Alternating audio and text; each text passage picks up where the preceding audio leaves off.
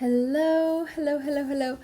Hello, everyone. I just wanted to make a video today for you about my tarot and oracle card collection.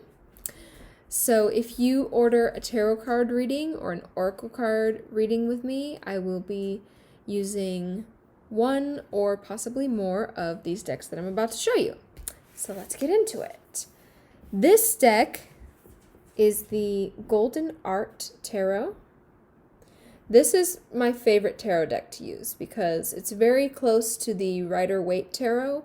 It's very easy to read, it's very clear, and so that's probably my favorite tarot deck. However, I do have this tarot deck, the Clement Tarot, and to be honest, I bought this deck mostly for the art because I love the artwork on it. But if somebody feels particularly drawn to this deck, I would use it. It's very, very beautiful. The artwork on these cards is just stunning. Let me show you. Let me find a good one for you. I love Gustave Clement. It's one of my favorite artists ever. I'll find a really, really good one. Ooh. What's this?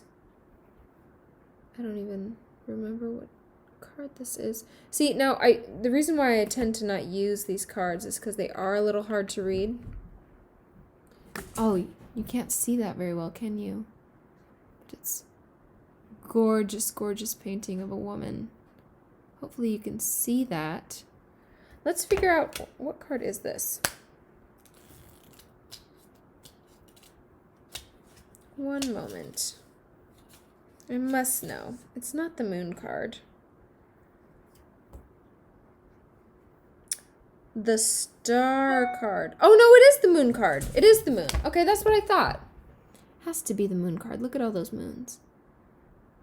Yeah, this is the moon card. Absolutely gorgeous. Gorgeous card.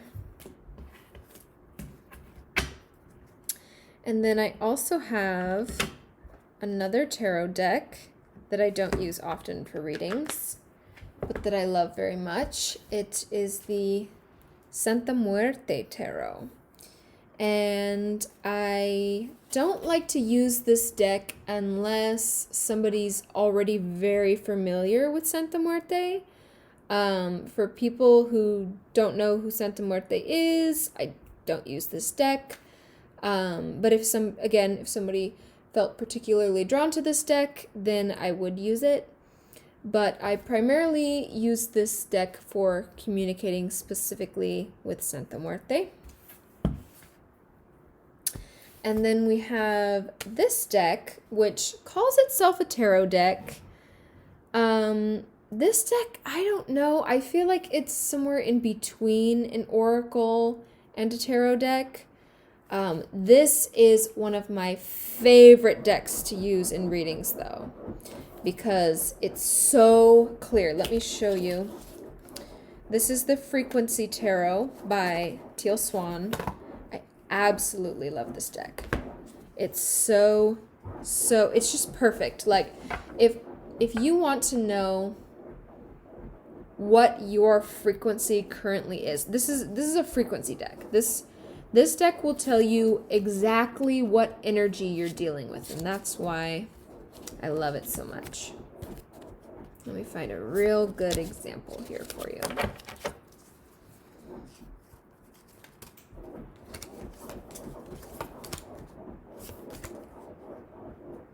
Non-attachment.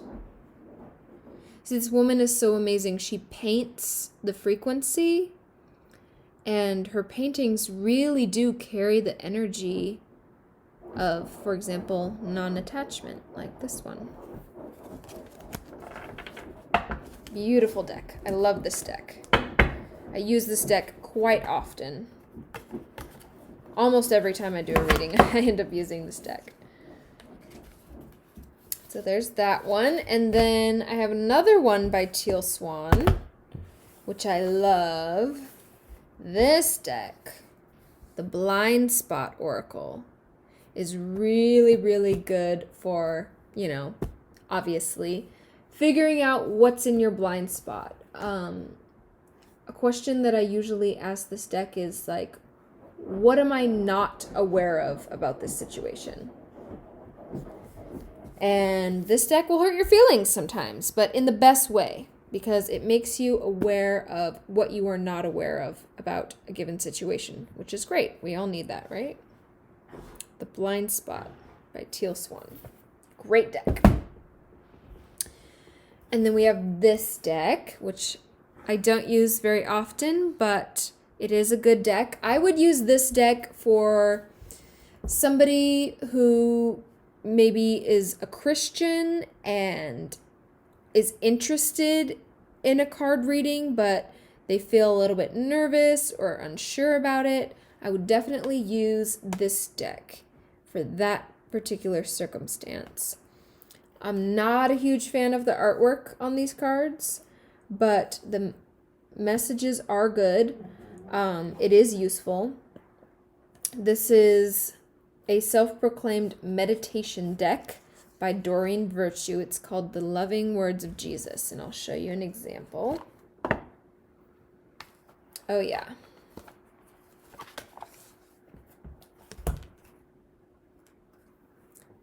Be not afraid, only believe. Mark 5:36. So you're meant to pull a card and just sort of meditate on it. And like I said, the messages are great. The artwork, not so much, but hey, that's okay. And then I have this deck, which I absolutely love.